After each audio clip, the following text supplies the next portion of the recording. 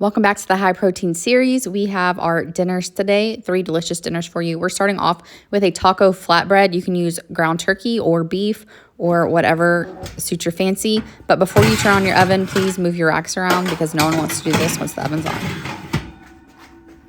You want one in the middle and one in the top. Now we're gonna preheat this to 450.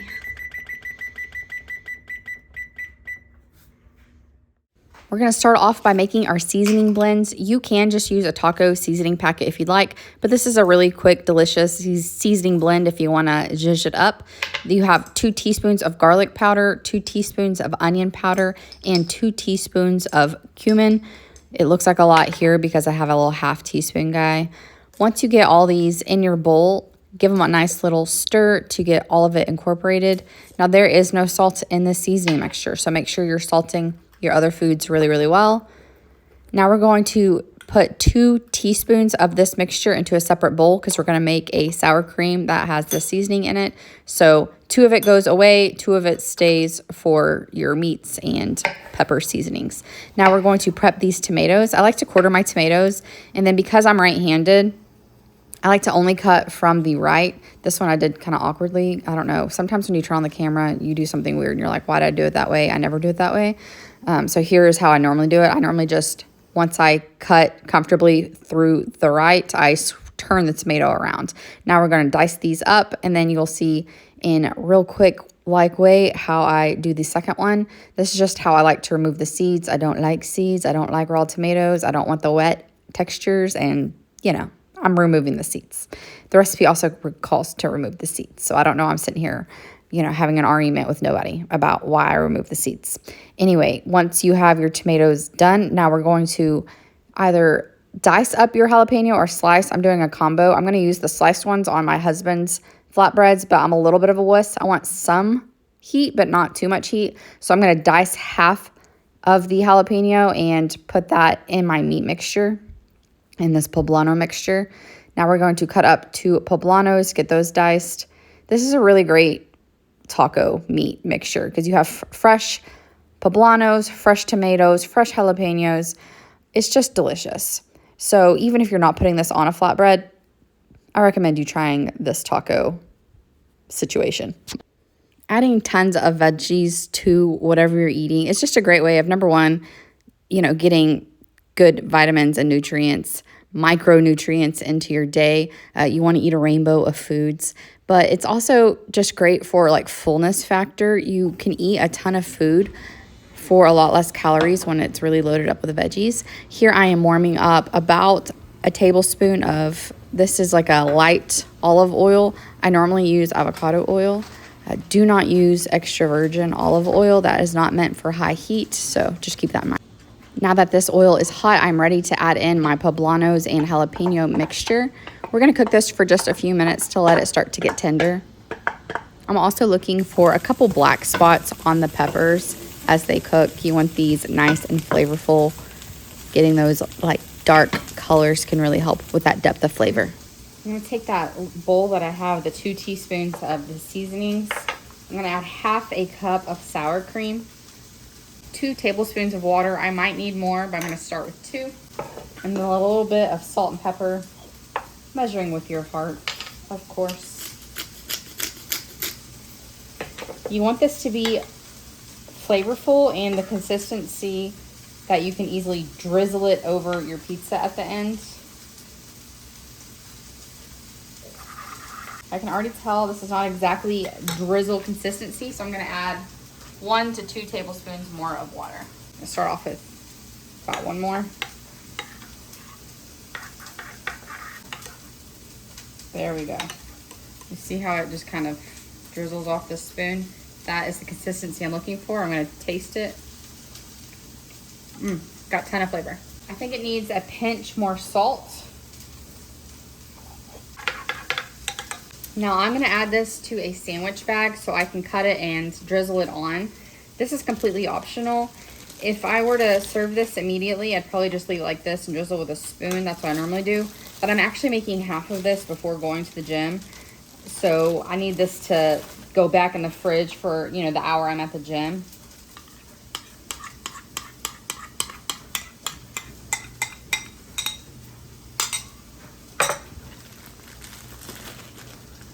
I'm also gonna go ahead and chop up my cilantro while my peppers are still cooking. I don't like cilantro, but my husband does, so I don't need a ton, but enough to get his pizzas nice and covered. I just kind of roll it with my fingers together to bunch it up, and then go through it a couple times in a couple different angles. It's okay if it's chunkier. I will say cilantro does make everything look prettier at the end. So I love showing my husband's with a beautiful pop of green at the end. All right, I'm gonna put this in a little bowl to put in the fridge as well. Back over to our peppers.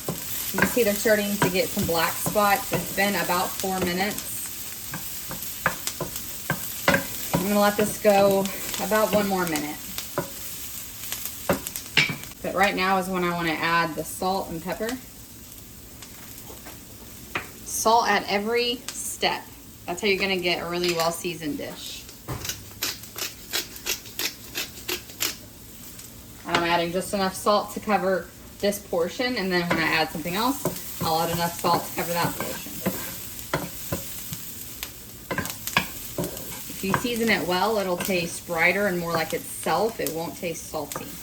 This is also kosher salt, which is less salty than something like table salt. I never use table salt unless I'm baking. I'm always using kosher salt in my dishes, and then if I want to do something else at the end, I'll add sea salt. That looks good to me. I'm going to take this off the heat. I'm just going to reuse that bowl I used when they were raw. It's time to add another teaspoon of oil. And I'm going to use turkey. Feel free to use the 97% lean, or you can use beef.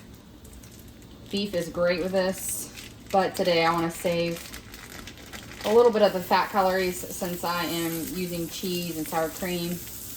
I don't need my meat to be as fatty. And we're just going to cook this until it is brown, about 5 minutes. Breaking it up into nice little bite-sized pieces. While this is browning, I want to make sure to really add plenty of salt and pepper to this layer as well.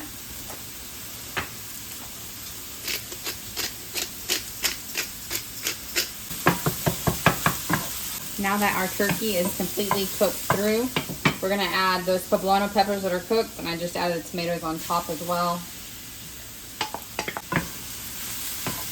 I'm going to cook these until these tomatoes are nice and tender and starting to kind of fall apart. We're also going to add that seasoning blend that we made earlier. And then we're going to add a tiny bit of salt because we've already salted the meat and the poblano, but we have not salted the tomato. So we're going to add just a little. We're going to let this cook for about 3 to 5 minutes, and then I'm going to give it a taste test and see if I think it needs more salt or if it's good.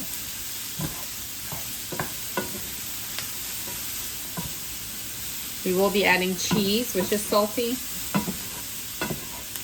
so don't go overboard.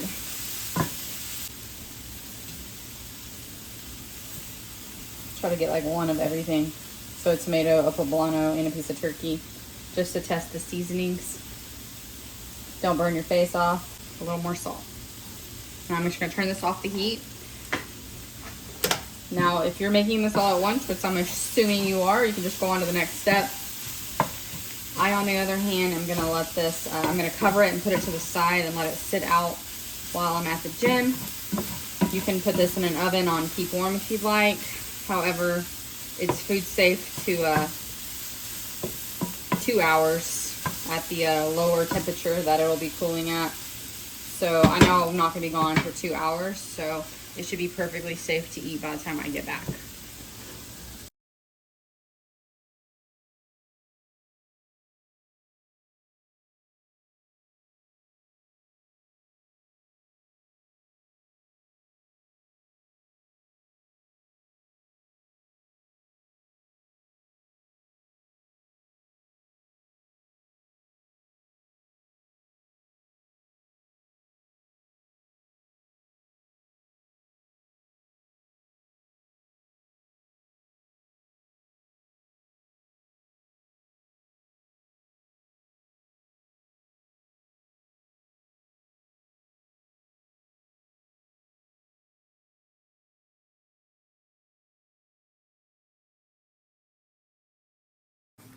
Our flatbreads have baked for just a couple minutes. I went ahead and mixed my cheeses together in this big bowl just to make it easier. It was 1 cup of the Mexican cheese, half a cup of the Monterey Jack cheese.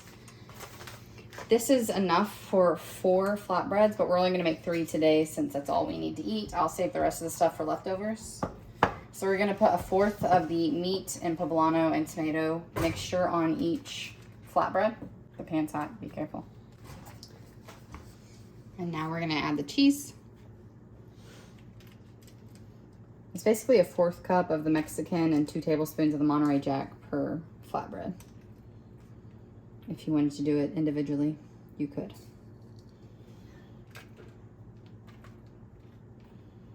I'm leaving enough for the last flatbread to do at a later date. Now it says to add jalapeno slices on after they bake, but for my husband, I'm gonna add them on now. And I'm not gonna do any, that's why I added a little bit inside the poblano mixture so that I could have a little bit of spice without having full jalapenos and burning my mouth off. Because I'm a little bit of a wuss.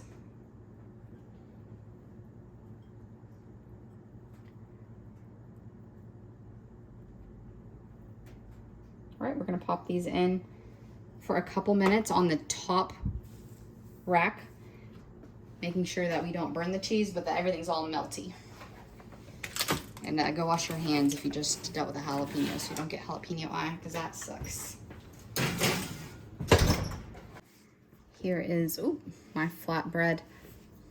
My goodness, I'm just gonna knock everything over. I'm gonna grab basically half the bag and then just use half of the filling that's in that side, because then I know that's the amount of sour cream I get. And then add the other one to my husband's. And I'm also gonna add a little bit of hot sauce. I like to cover some of it with my thumb so it doesn't come out all crazy.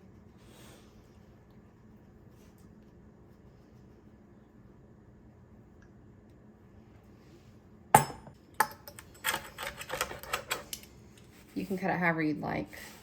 I'm gonna cut it into 4ths. Pair this with salad or broccoli or whatever kind of veggie you like to really help fill out the meal. For now, I'm just gonna have this and then kind of see where my hunger is. I'm gonna get you a better footage of my husband's that looks all pretty with the cilantro.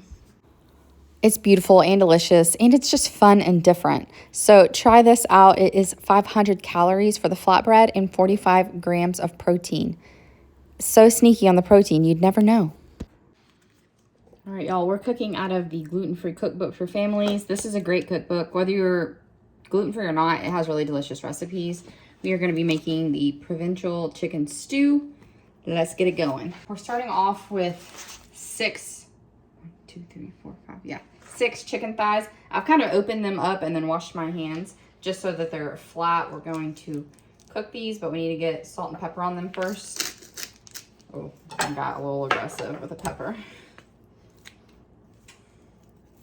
I'm gonna do just the top side first. And then when I flip them over, or when I put them down in the pan, I'll season the other side. Using kosher salt.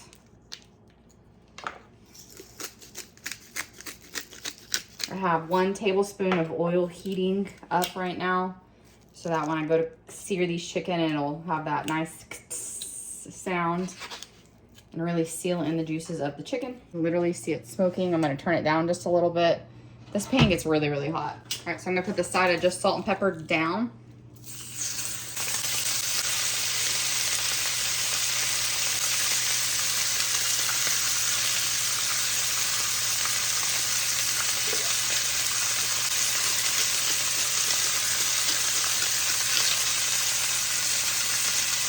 I'm gonna cook this for 3 to 4 minutes. Meanwhile, I'm gonna prep my veggies.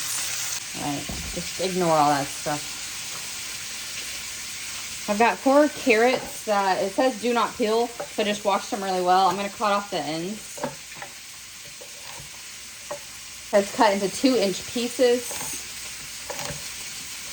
I'm gonna go about 1 inch, honestly, because I don't like my carrots, I don't know, too hard. It doesn't cook for that long. And that was a really thick guy. So the thinner spots I'm cutting larger, and then the thicker spots I'm cutting smaller.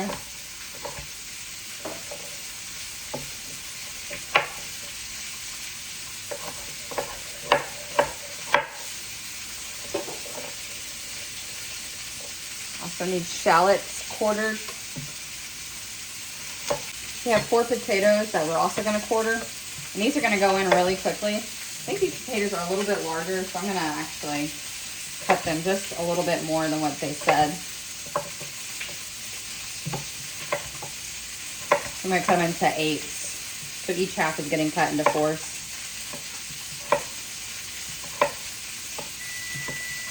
Okay. That is the timer for my chicken. That did not take long at all.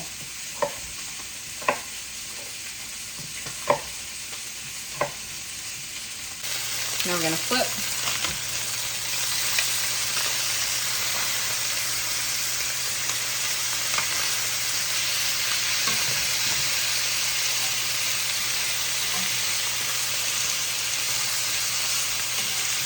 Okay, so a little tip.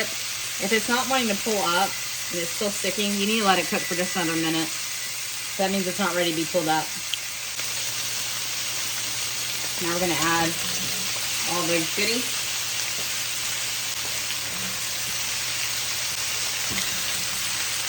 I have 3 huge garlic cloves. It'd be closer to like 4 or 5 regular. Now we're going to add 2 teaspoons of herbs de Provence.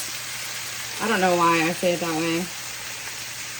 I think my 2 years of French, almost 2 decades ago, has me a false sense of security. Probably not how you say it at all. I'm going to add a little more salt and pepper since I added all those veggies.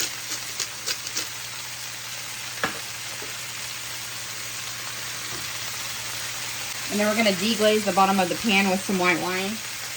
I like to buy these kinds so that I'm not wasting a whole bottle because I'm not going to drink it. So that way I have minimum waste.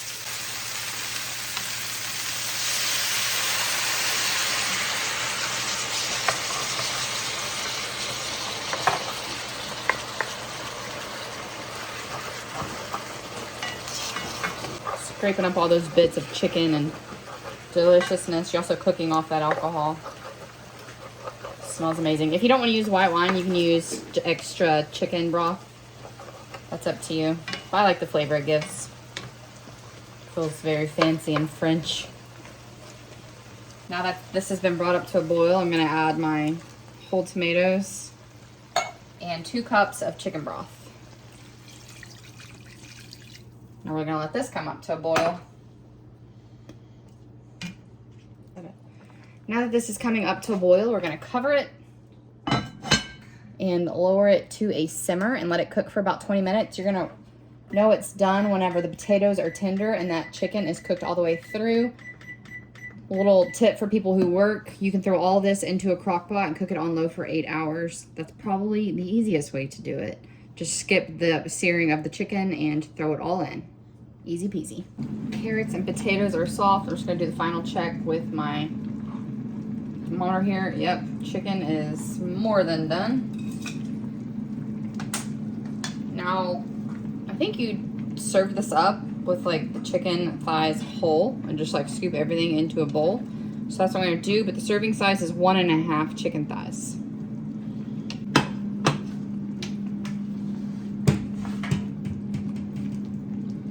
This serves 4 people. And the chicken literally just like cut in half like that with my spoon, so.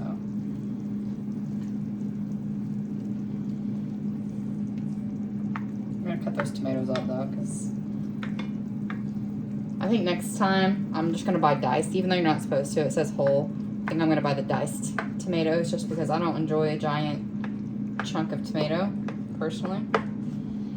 All right, I'm gonna scoop about 1/4 of potato. I also used potatoes that were larger than the recipe. The recipe called for 4 new potatoes, which are the small ones, but you know, we do what we want here at Yams in Progress, and we want potatoes. Like, I should have gotten a bigger bowl, clearly. Top this with parsley if you like. We don't like parsley, so we're gonna not have pretty garnish today. You can do chives if you like chives. But that's all she wrote. And like I said, you can do this in a crock pot, which I'm not really sure why I didn't, because that just sounds so easy. Just so you know, if you're feeding kids or something, you can easily just take out the chicken thighs and shred them and put them back in. That'd be equally delicious if you don't want each person to have to kind of cut up their own chicken thighs.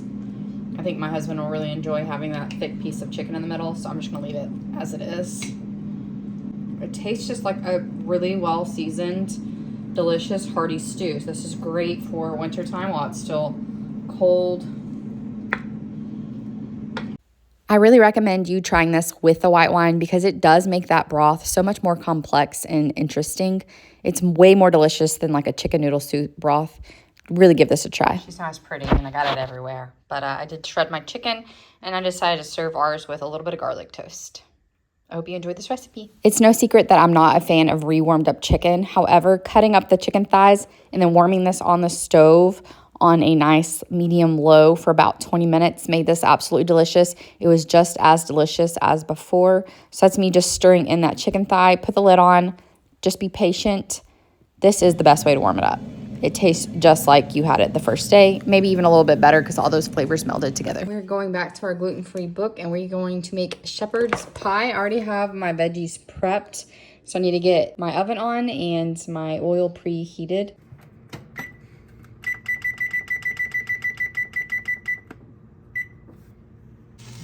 Gonna go ahead and add all my veggies to my oil here. I'm also going to press in my garlic cloves. You can just mince yours if you'd like. We're gonna cook these for about 3 minutes until it starts to get translucent.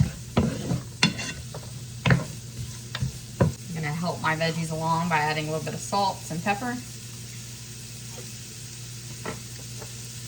I always use kosher salt.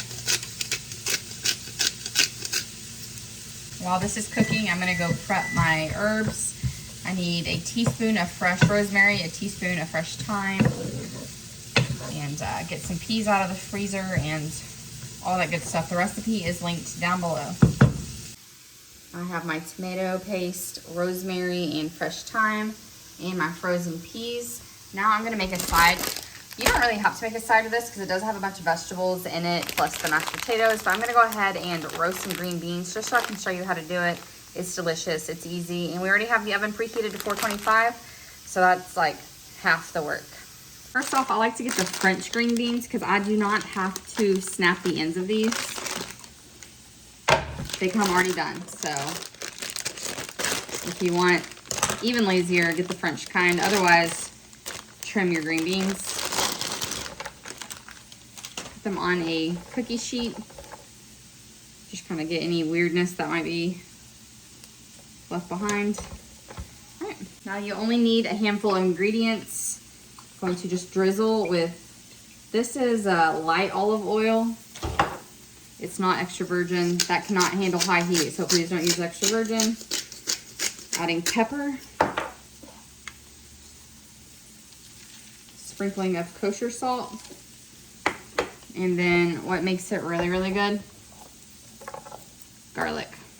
So I'm just gonna smash these with my knife.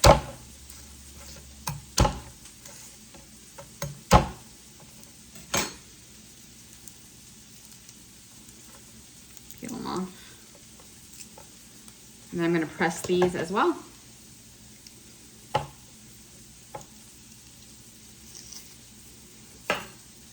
I'm gonna mix this around with my hands, so I'm not really worried about getting even distribution at the moment. And I like garlic, so I'm going with 3 cloves here for a 12-ounce bag.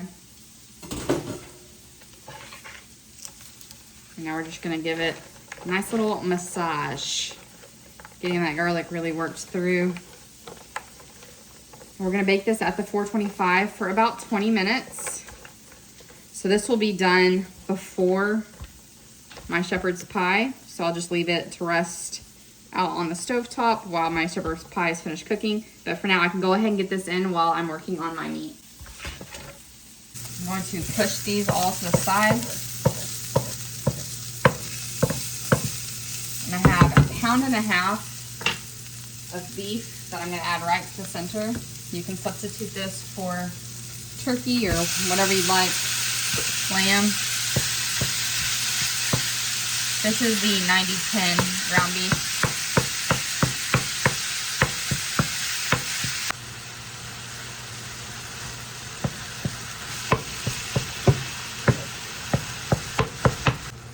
Now that the meat is almost browned, I'm going to stir it all together. And I started warming up. I'm using chicken broth instead of water for my potatoes. We're using the instant potatoes. So I have chicken broth, 3 tablespoons of butter, and a little bit of salt warming up for my instant potatoes. And now I'm going to add the tomato paste and herbs.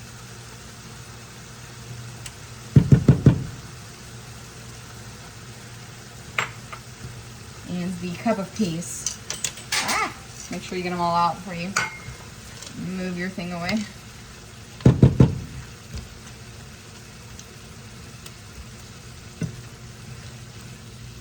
Just gonna let this come up to a simmer and cook for about a minute.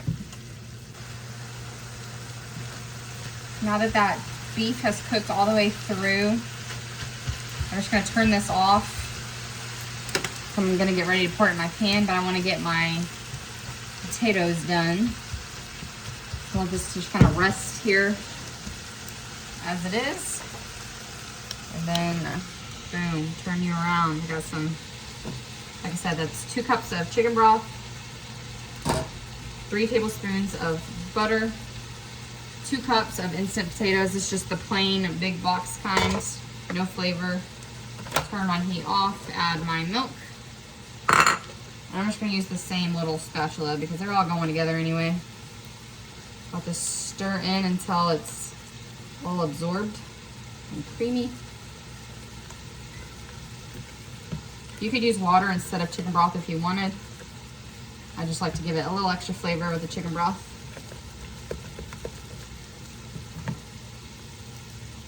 All right. So I'll let this sit while I get my beef in the container.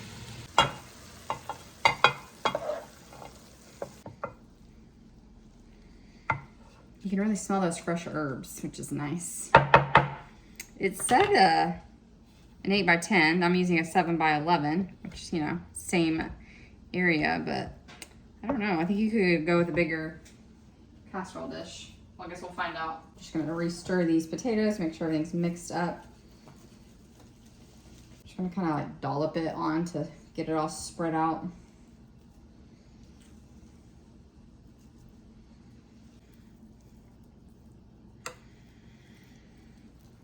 Give a little potato blanket.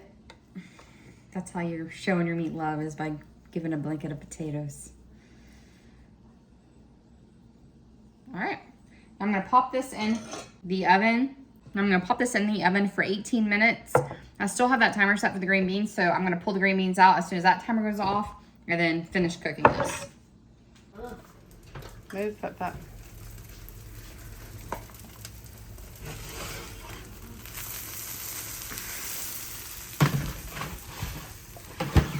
Leave that in there for about 10 more minutes. There are our green beans. Yum. The macros and calories shown are for 6 servings of this. If you want to make it 4 servings and just have a heartier portion, it's going to be 632-ish calories and about 59 grams of protein if you don't want to have the side of green beans. Thanks for watching. I'll see you next time. Bye.